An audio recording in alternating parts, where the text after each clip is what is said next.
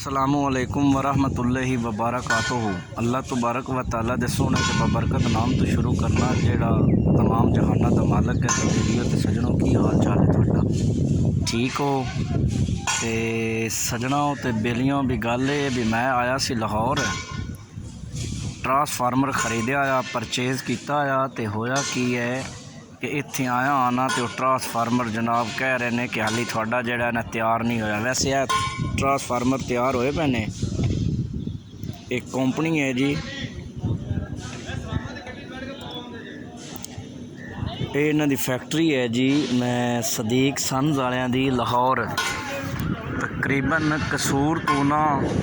कसूर और लाहौर के दरम्यान ही है। तो इत्थे आया तो दो किसी होर दे ट्रांसफार्मर सन ते मेरा भी ट्रांसफार्मर आ।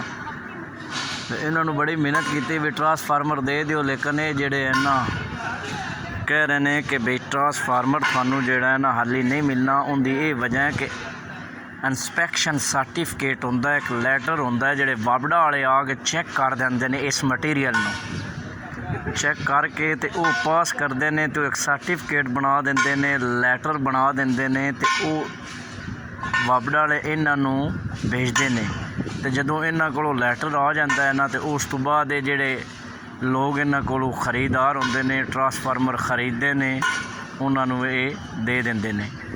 तो मैनू तकरीबन ना 2 महीने हो गए ने, मैं ट्रांसफार्मर खरीदया है 3,45,000 का। लेकिन 2 महीने गुजरन के बावजूद हाली तक वो कह रहे हैं कि थोड़ा जोड़ा है ना लैटर वो नहीं सानू मिलिया। तो 1-2 दिन तक ना लैटर थोड़ा मिल जाना है, तो उस तो बाद तुसी अपना जोड़ा ट्रांसफार्मर है ना ये ले जाया जाए। थानू असी विखा दें कि यह जनाब ट्रांसफार्मर जोड़ा है ना, ये ट्रांसफार्मर की कंपनी है।